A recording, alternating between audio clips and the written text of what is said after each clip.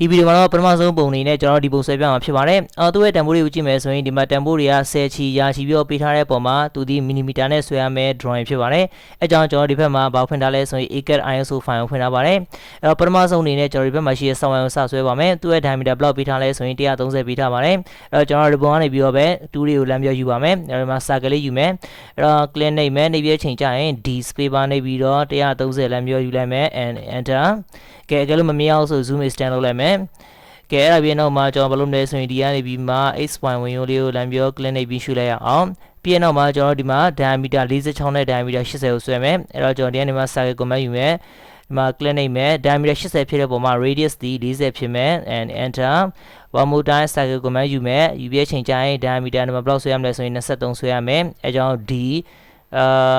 sorry radius 23ဆွဲရမယ်အဲကြောင့်ကျွန်တော် radius ပဲရလိုက်မယ်23 and enter okay အဲ့ဒါပြီးနောက်မှာကျွန်တော်ပါဆွဲမလဲဆိုရင်ဒီဘက်မှာရှိရဲ့ software လေးကိုလည်းမျိုးဆွဲပါမယ်ဒီဘက်မှာရှိရဲ့အပြင်ဆုံး software ဘယ်လောက်ပေးထားလဲဆိုရင်ဒီဘက် diameter 50နဲ့ပေးထားတယ်ဒါပေမဲ့သူကဘောင်းဆိုရင်ကျွန်တော်ဒီဘက်ကနေကြည့်မယ်ဆိုရင်158မှာသူကဆွဲရမှာဖြစ်ပါတယ်အဲ့တော့အပေါ်ဘယ်လောက်သွားမလဲဆိုရင်18သွားမှာဖြစ်ပါတယ်အဲ့တော့ဒီမှာကျွန်တော် AutoCAD ရဲ့ trick ကိုလည်းမျိုးသုံးပါမယ်ကျွန်တော်ဒီကနေမျိုး circle command ဝင်မယ်ဝင်မြချိန်ကြရင် TK ဆိုတော့ command လည်းမျိုးယူပါမယ် TK enter အဲ့တော့ first tracking point ကိုဒီမှာ click နှိပ်မယ်နေပြချိန်ကြရင်ဘယ်ဘက်ကိုရွှေ့မယ်ရွှေ့ပြချိန်ကြရင်ကျွန်တော်ဘယ်လောက်ရမလဲဆိုရင်158လမ်းပြောရလိုက်မယ် and enter အဲ့ဒါပြီးရင်ချိန်အပေါ်ဘယ်လောက်သွားမလဲဆိုရင်18သွားမယ် enter ကိုလိုချင်းနဲ့ရောက်ပြီဆိုရင်နောက်တစ်ခေါက် enter နှိပ်မယ်ကဲအဲ့တော့ဒီမှာ D space bar နေပြီးတော့ကျွန်တော်ဒီကနေမှဘယ်လောက်ဆွဲမလဲဆိုရင်50နဲ့လမ်းပြောဆွဲမယ် and enter okay အဲ့တော့လိုချင်တဲ့စာကလေးရပါပြီအဲ့ဒါပြီးရင်နောက်မှာကျွန်တော်ဒီမှာရှိတဲ့ software လေးဝိုင်းပါမယ်အဲ့တော့အတွင်းမှာရှိတဲ့ software ဘယ်လောက်ပေးထားအောင်ဆိုရင် D16 ပေးထားတယ်အဲ့တော့ radius က18ပေါ့နော် C space bar click နှိပ်မယ်အဲ့တော့ကျွန်တော်ဒီကနေမှ radius 8လမ်းယူလိုက်မယ်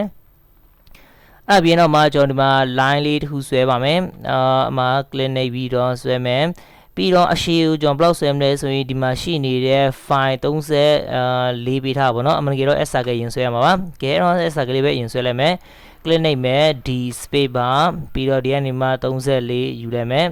ကဲရလာပြီအဲ့ဒီမှာကျွန်တော် line တစ် line လေးကိုဒီ quadrant လမ်းမျိုးဆွဲမယ်ပြီးတော့အဲ့ line လေးကိုကျွန်တော် rotate လုပ်ပါမယ်ကျွန်တော်ဒီကနေပြီး rotate command လေးယူလိုက်မယ်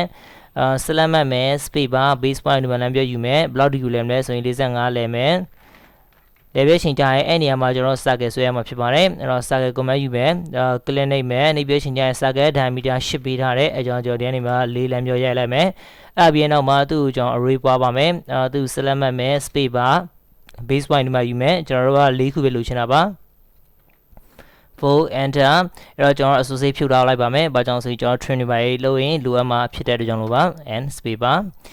ကဲအဲ့ဒါပြင်နောက်မှာကျွန်တော်တို့ set မိပါလို့မလဲဆိုရင်ဒီပုံမှာရှိအဝိုက်လေးဝိုက်ရအောင်သူက block ပေးထားအောင်ဆိုရင် R 180ပေးထားတယ်ကဲအဲ့တော့ဘောင်းဆိုရင်ကျွန်တော်ဒီကနေမှာ10 radius ကိုလည်းမျိုးယူလိုက်ပါမယ် circle အဲ့တော့ဒီကနေမှာဘာလို့မလဲဆိုရင်10 radius ကိုယူမယ် mouse ကိုဒီဘက်တိုးပြီးနေပါအကယ်လို့ဒီအတွင်း click နှိပ်မယ်ပြီးတော့ဒီဘက်အတွင်း click နှိပ်မယ်ဆိုရင်အဆင်မပြေတာဖြစ်တတ်ပါတယ်ကျွန်တော်ဒီကနေမှာ radius 180ရလိုက်မယ်ကဲမြင်တဲ့အတိုင်းပါပဲအဲ့တော့အဆင်မပြေဘူးအဲ့တော့ select မှတ်ပြီးဖြတ်လိုက်မယ်ကဲ one more time circle ယူမယ်ဒီဘက်နဲ့တိုးပြီးတော့ click နှိပ်ရမှာဖြစ်ပါတယ်အဲ့တော့10 radius ယူမယ်ဒီဘက် click နှိပ်မယ်ဒီဘက် click နှိပ်မယ်ပြီးတော့180 enter okay အဆင်ပြေသွားပြီပြီးနောက်မှာဒီမှာဂျားမှာဘလောက်ကွာနေအောင်ဆိုရင်20ကွာနေတယ်အဲကြောင့်ကျွန်တော်ဒီကနေမှာ offset ယူမယ်20 enter click နှိပ်မယ်အတွင်း click နှိပ်မယ်ပြီးနောက်မှာကျွန်တော် trim လုပ်မယ်သူ click နှိပ်လိုက်မယ်သူ click နှိပ်မယ် and this one ပြီးတော့ okay ကျွန်တော် click နှိပ်စရာမလိုကျွန်တော် select မှတ်ပြီးဖြတ်လိုက်ရပြီဒီ line လည်းကျွန်တော်မလိုတော့ပါဘူးကဲအဲ့ဒါပြီးနောက်မှာကျွန်တော် output ပိုင်း line မျိုးဆွဲမယ်ကဲဆွဲဖို့တဲ့ဆိုရင်ကျွန်တော်တို့ဒီမှာဘောင်းဆိုရင်မြင်းသွားမယ်ဘယ်လောက်သွားမလဲဆိုရင်88သွားမယ်ကဲအဲ့တော့ကျွန်တော် line command လေးဝင်မယ်ဒီမှာ click နှိပ်ဘယ်ဘက်ကိုသွား88 enter and space bar ကဲအဲ့ဒါပြီးနောက်မှာကျွန်တော်တို့ဒီ center နေမှာ horizontal တိုင်းဘယ်လောက်ထိလာမလဲဆိုရင်43လာပါမယ်ကဲအဲ့တော့ကျွန်တော်တို့ဒီကနေပြီးမှ line command ပြန်ယူမယ်အဲ့တော့ကျွန်တော်တို့ဒီကနေပြီးမှ mouse ကိုအောက်ကိုရွှေ့မယ်အောက်ဘယ်လောက်ထိရွှေ့မလဲဆိုရင်ကျွန်တော်18ထိရွှေ့ပါမယ်ဘာကြောင့်ဆိုရင်ဒီမှာမြင်တဲ့အတိုင်းပါပဲအောက်ကိုသူက18ကွာဝေးပေးထားတယ်ကဲအဲ့တော့ကျွန်တော်ဒီနေ့မှာ mouse ကိုဒီမှာထားမယ်အောက်ကို18ရိုက်မယ် enter ပြီးမှဒီဘက်ကိုဘယ်လောက်လာမလဲဆိုရင်43လာမယ် enter ကဲအဲ့ဒါရပြီဆိုအဲ့ခုလမ်းဆက်မယ်ပြီး space bar အဲ့ပြီးနောက်မှာကျွန်တော်ဒီမှာ offset လေးသွားပါမယ်ကဲ offset command ဘယ်လောက်သွားမလဲဆိုရင်ဒီမြင်ကတော့20သွားမယ်အဲ့တော့20ထည့်ပြီးသားအပေါ်မှာ space bar နေမယ် ဒီမှာ click နိုင်မယ်ဒီဖက်လမ်းပြီးတော့ click နိုင်လိုက်မယ်ကဲဒီဖက်ကြီးလဲသူကဘလောက်သွားမလဲဆိုရင်ဒီနေရာလဲသူမပေးထားတဲ့ပုံမှာ 100% 20ဖြစ်မှာပါအဲ့တော့သူလဲ click နိုင်မယ်အပေါ်လမ်းပြီးတော့ click နိုင်လိုက်မယ် okay တစ်ချက်လောက်ကြည့်လိုက်အောင်ပြီးတော့ဒီမှာရှိနေတဲ့ offset ကတော့ဘလောက်သွားမလဲဆိုရင်သူက18သွားမှာဖြစ်ပါတယ်ကဲ offset ကိုမှပြန်ပြောယူမယ်ဟို space bar distance ကို18ရိုက်မယ် enter သူ click နေအပေါ် click နေလိုက်မယ် okay အဆင်ပြေသွားပြီကဲအဲ့ဒါပြီးရင်နောက်မှာကျွန်တော်တို့ဒီမှာရှိနေတဲ့ radius တွေနဲ့ fillet လိုက်ပြီးတော့လုပ်မယ်ကဲ fillet command ယူလိုက်မယ်ကျွန်တော်ဒီကနေမှာ multiple ယူလိုက်မယ် radius အရင်ယူလိုက်ရတယ်ကဲ radius ကိုဘယ်လောက်ယူလိုက်မလဲဆိုရင်ဒီမှာရှိတာစနစ်နှစ်ခုရှိတယ်အဲကြောင့်ကျွန်တော်12အရင်ယူလိုက်မယ် enter အဲ့တော့ဒီ subwine နဲ့ဒါလေးနဲ့ပြီးတော့သူနဲ့သွားမယ်ပြီးတော့ဒီအောက်မှာရှိတဲ့ fillet ကတော့ဘယ်လောက်ဆိုရင်သူက20ပေးထားတယ်အဲ့တော့ radius ပြန်ဝင်မယ်20 enter ပြီးတော့ဒီမှာ click နေမယ်ဒီမှာ click နေမယ်ပြီးတော့ဒီမှာရှိတဲ့ radius ကတော့ဘယ်လောက်လဲဆိုရင်8ဖြစ်နေတယ် or r space bar နေပြီးတော့ radius 8ယူမယ်ပြီးတော့ဒီမှာ click နေဒီမှာ click နေပြီးတော့ဒီမှာ radius က5အဲကြောင့်ကျွန်တော် r space bar ပြန်ရိုက်မယ်ပြီးတော့5 enter ပြီးတော့သူလေးနဲ့လုံးမှာပြီးတော့ဒီနှစ်ခုကြားဘယ်လောက်ဆိုရင်14ပေးထားတယ် radius ပြန်ဝင်မယ်အဲ့တော့14 enter ပြီးတော့သူ click နေမယ်ပြီးတော့ကျွန်တော်တို့မလိုအပ်တဲ့နေရာကို trim command ဝင်ပြီးရင်ဖြတ်လို့ရတယ်โอเคဒီကောင်ဖြတ်လိုက်မယ်ယူလေးပြီးတော့ကျွန်တော်ဒီမှာရှိနေတဲ့ fillet တွေဆက်ပြီးဝိုင်းအောင်မှာဖြစ်ပါတယ်ကဲ fillet command ပြန်ဝင်မယ်အဲ့တော့ radius ဘယ်လောက်ဝင်မလဲဆိုရင်12ဝင်မယ် enter ပြီးတော့သူလေးနဲ့သွားမယ်ပြီးတော့ကျွန်တော် radius ဘယ်လောက်ထပ်ဝင်မလဲဆိုရင်ဒီမှာ10ပေးထားတယ်ပြီးတော့ဒီမှာ5ပေးထားတယ်အဲ့တော့ multiple ဝင်ရမယ်အဲ့တော့ကျွန်တော်တို့က10ရဲလိုက်မယ်ပြီးတော့ဒီ subwine နဲ့ဒီမြင် okay ကျွန်တော် multiple ဝင်မှုမေ့နေတယ်အဲ့တော့ radius ပြန်ပြောင်း 5 enter ပြီးတော့ဒီမှာ click နေမယ်ကဲအဲ့တော့ကျွန်တော်တို့လူချင်တဲ့ပထမဆုံးပုံရတော့ပါမယ်အဲ့တော့နောက်ဆုံးအနေနဲ့ကျွန်တော်ဒီမှာရှိနေအသွားလေးကိုလည်းမျိုးဆွဲပါမယ်ကဲအဲ့အသွားကိုကြည့်မယ်ဆိုရင်ကျွန်တော်ဒီအသွားကိုပထမဆုံးဆွဲပို့ဆင်ပြပါပါသူတို့ကြား distance ဘလောက်ပေးထားလဲဆိုရင်6ပေးထားတယ်ကဲအဲ့တော့လုပ်ကြအောင်အဲ့တော့ line လေးဝင်လိုက်မယ်ပြီး click နဲ့အပြင်ထိဆွဲလိုက်မယ် offset ဝင်မယ်6ဆိုတော့ဟိုဘက်3ဒီဘက်3ကျွန်တော် offset ပွားမယ်click နေမယ်အောက်ကို click နေမယ်ပြီးတော့ trim မယ်ဒီဟာကြီးလည်းမလိုတော့ပါဘူး sorry ဒီကောင်မလိုတော့ဘူးပြီးရင်သူ element ဖြတ်မယ်ပြီးတော့ array ပွားမယ် ar space bar သူ element space bar polar array ပြီးတော့ center ယူမယ်စုပေါင်းဘယ်လောက်သွားမလဲဆိုရင်ခွန်သွားမယ် and space bar associate ဖြုတ်တာပါမဟုတ်ဒီမှာ trim လုပ်လို့ရမှာမဟုတ်ပါဘူးအဲ့ trim command ဝင်ပြီးတော့ကျွန်တော်ဒီကနေပြီးမှမလိုတဲ့အပိုင်းလေးတွေကို trim လိုက်ပြီးလုပ်လိုက်မယ်ကဲအဲ့တော့ကျွန်တော်လူချင်တဲ့ပုံလေးရရှိပါပြီဒုတိယပုံအနေနဲ့ကျွန်တော်တို့ဘယ်ဆွဲမလဲဆိုရင်ဒီပုံလေးဆွဲပါမယ်အဲ့တော့ပထမဆုံးအနေနဲ့အပေါ်မှာရှိတဲ့ circle နှစ်ခုဝိုင်းမယ်အဲ့တော့နှစ်ခုလုံးဒီ block ပေးထားဆိုရင် diameter 30နဲ့ diameter 12ပေးထားတယ်အဲ့တော့ circle command ဝင်မယ်ဒီမှာ click နှိပ်မယ်ပြီးတော့ diameter 30ဆိုတော့ကျွန်တော်ဒီကနေ15ရိုက်လိုက်မယ် enter one more time ဒီမှာ click နှိပ်မယ် diameter 12ဆိုတော့6သွားမှာပါ and enter ပြီးတော့ကျွန်တော် line တစ် line လေးဆွဲမယ်အဲ့ line က block လေးသွားပေးရမလဲဆိုရင်ဒီမှာဒီနေရာလေးသွားမယ်သူဒီ block ပေးထားအောင်ဆိုရင်160ပေးထားတယ်အဲ့တော့ကျွန်တော်ဒီမှာ click နှိပ်မယ်အောက်ကိုရွှေ့ပြီးတော့160လမ်းမျိုးရဲလိုက်မယ် enter okay အဲ့ဒါပြီးတော့မှအောက်ကိုဆက်ရွှေ့ပြီးတော့ကျွန်တော် block ထပ်ရိုက်မလဲဆိုရင်6 enter လိုက်ပြီးတော့ရိုက်လိုက်မယ်ကဲဒီမှာပေါင်းဆိုရင်6ဆိုတဲ့ကွာဝေးလေးဒီကောင်ကပေါင်းဆိုရင်160ဆိုတဲ့မြင်းလေးပါကဲအဲ့ဒါပြီးတော့မှကျွန်တော်ဒီမှာရှိတဲ့ subwine လေးဝိုင်းကြည့်မယ်အဲ့တော့ကြည့်အောင်တခုဒီ block ပေးထားလဲဆို radius က50ပေးထားတယ်တခုက block ဆိုရင် radius 40ပေးထားပါတယ်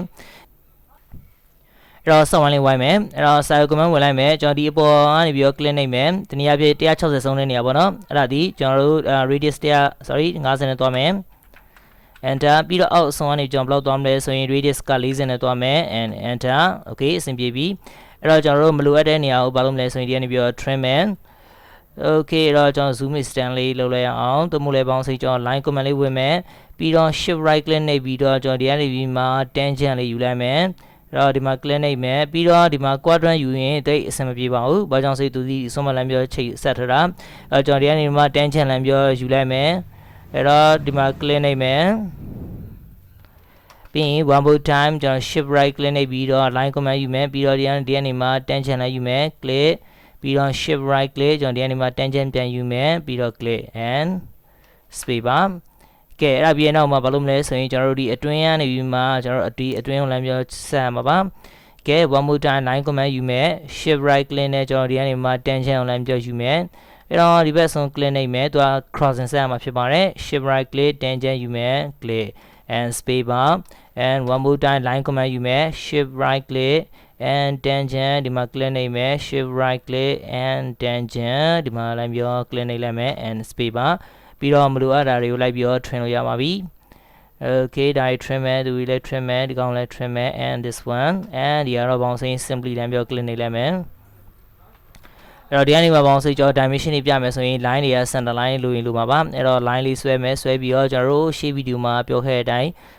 center line တွေဆွဲလို့ရပါတယ်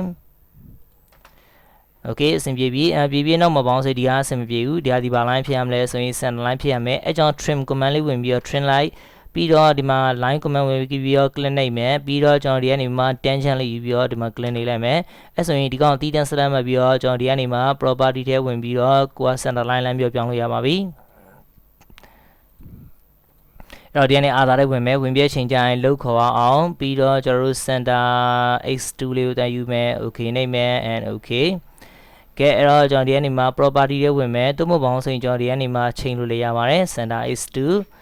okay အဲ့တော့ကြည့်မယ်ဆိုရင်အရန်သေးနေတယ်အဲ့တော့သူ့ရဲ့ scale ကိုညီကြည့်ဖို့လိုတယ် 1.5 လောက်ထားလိုက်မယ် okay ကြည့်လာကြည့်အောင် okay တိတ်မကြည့်လောက်ဘူးအဲ့တော့ဘာလို့မလဲဆိုဒီကနေမှာ line type scale ကိုကျွန်တော်တို့2လောက်ထားကြည့်မယ် okay 2ဆိုရင်လည်းကြည့်လာပါပြီအဲ့တော့2ကလည်းတိတ်အဆင်မပြေဘူးအဲ့တော့4လောက်ထားလိုက်မယ်okay အဆင်ပြေပါပြီအဲ့တော့ဒီနှစ်ခုလဲကျွန်တော် select မှတ်မယ် select မပြေချိန်ကြရင်ကျွန်တော်တို့ဒီကနေပြီးမှချိန်တော့မဟုတ်ကျွန်တော်ဒီကနေမှ line type ကိုဒီကနေ fly အောင်လုပ်ပြီးတော့ကျွန်တော်ဒီ center is to တော့မဟုတ်ဘောင်းစိကျွန်တော်ဒီကနေပြီးမှကိုကြိုက်တာလမ်းချိန်လို့ရပါတယ်အဲ့ဒီမှာလဲ scale ရတော့ဘောင်းစိကိုချိန်ရပါမယ်ကျွန်တော် full ပြောင်းလိုက်ပြီအကယ်လို့ဘောင်းစိဒီနှစ်ခုက scale 4ရန်သေးနေမယ်ဆိုရင်ကိုယ့်ကိုကြိုက်တော့ထပ်ပြောချိန်လို့ရပါတယ်အဲ့တော့ပြီးတော့အောက်မှာလမ်းပြောကြံသေးတယ်ကဲကျွန်တော် line command လေးဝင်မယ်ဒီမှာ click နိုင်မယ်အဲ့တော့သူက block sound နေအောင်ဆိုရင်လည်း vertical ကနေဟိုဘက်ဒီဘက်60ဆိုတော့ဒီဘက်30ရှိမယ်အဲ့တော့ဒီကနေကြည့်မယ်ဆိုရင်သူ60 sound ပါပါကဲတော့ကျွန်တော်ဒီကနေမှာကိုကြိုက်တဲ့အလျားထည့်မယ်15 and less than block ထည့်လိုက်မယ်ဆိုရင်30ဆို60 sound လိုက်မယ် enter